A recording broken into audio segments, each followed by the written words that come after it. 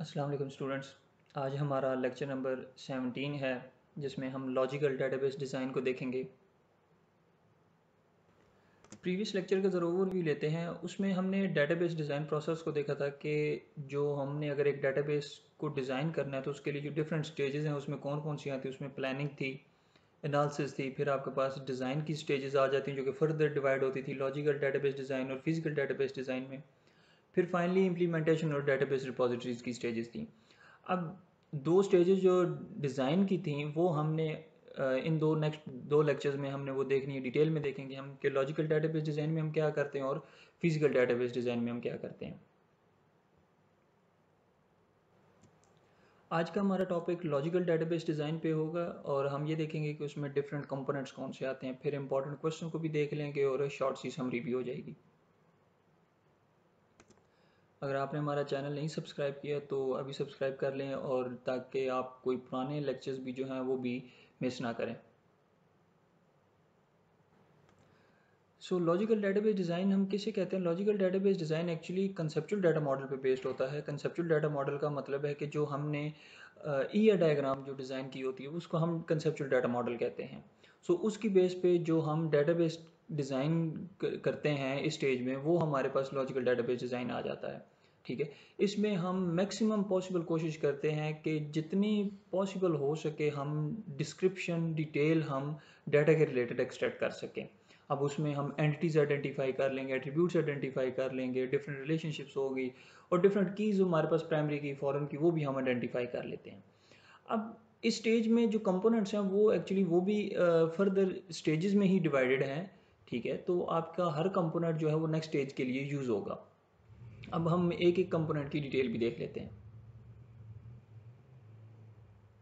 सबसे पहले हमारे पास रिप्रेजेंट एंटिटीज़ की स्टेज आती है। इसमें हम क्या करते हैं, हमारे पास जो ईआर डायग्राम होगी उसको हम ट्रांसफॉर्म करेंगे रिलेशंस की फॉर्म में। हमारे पास एक ईआर डायग्राम है, उसको हमने क्या करना है, हमने जितनी भी एंटिटीज़ उसमें गिवन है उन सारी एंटिटीज़ को हमने रिलेशन की फॉर्म में ट्रांसफॉर्म कर देना। ठीक है, फिर जो एंटिटी का नाम होगा वो रिलेशन का नाम हो जाएगा और जो एंटिटी के एट्रीब्यूट्स होंगे वो हमारे पास रिलेशन के एट्रीब्यूट्स बन जाएंगे। ठीक है, और अगर उसमें कोई आइडेंटिफायर्स हैं जैसे जो अंडरलाइन से शो हो रहे हैं वो हमारे प्राइमरी कीज बन जाएंगे। तो ये हमारे पास क्या काम होता है, ये हमारे पास रिप्रेजेंट एंटिटीज की स्टेज का काम होगा। एग्जाम्पल में आप देख लें कि हमारे पास एक ईआर डायग्राम है, सिंपल सी ईआर डायग्राम जिसमें एक पर्सन और बाइक का आपस में रिलेशन है, ओन का रिलेशन है कि एक पर्सन के पास मल्टीपल बाइक्स हो सकती हैं, ओन कर सकता है वो। ठीक है, उसमें पर्सन के जो एट्रीब्यूट्स हैं वो आईडी है और उसका नेम है। बाइक के जो एट्रीब्यूट्स हैं रजिस्ट्रेशन नंबर होगा, मॉडल होगा और कलर होंगे।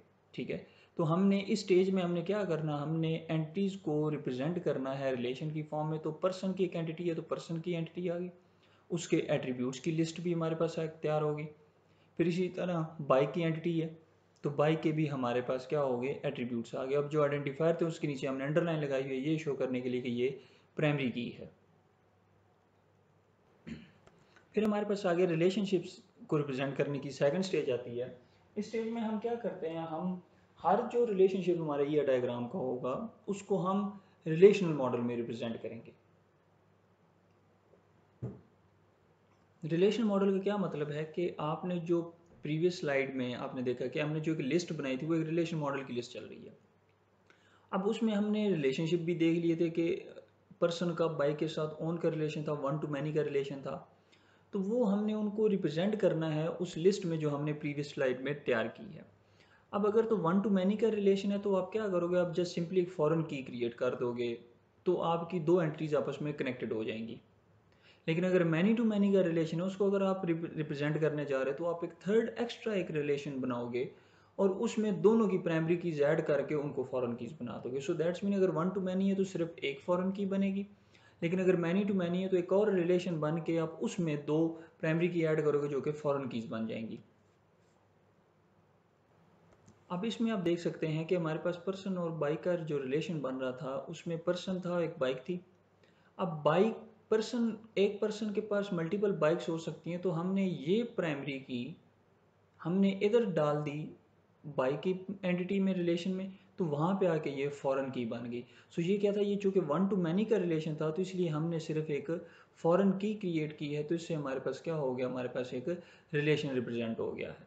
ठीक है, तो हम इस तरह क्या करते हैं कि अगर वन टू मैनी हो तो आप रिलेशनशिप को रिप्रेजेंट कर लेते हो फॉरेन की के थ्रू। फिर आगे हमारे पास आता है कि जब हम रिलेशंस की लिस्ट तैयार करते हैं तो उसमें समटाइम्स हमारे पास ऐसे रिलेशन आ जाते हैं जो सेम आइटम को डिस्क्राइब कर रहे होते हैं, उनको हम रिडंडेंट रिलेशंस कहते हैं।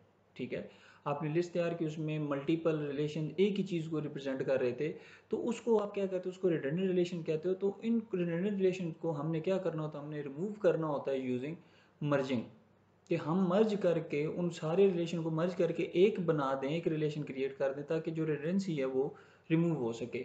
इसको हम व्यू इंटीग्रेशन प्रोसेस भी कहते हैं। अब फॉर एग्जांपल आपके पास एक स्टाफ का रिलेशन बना, उसमें ID, name, date of birth और सैलरी थी। एक टीचर का रिलेशन आपने बनाया, उसमें आईडी, नेम और ग्रेड था।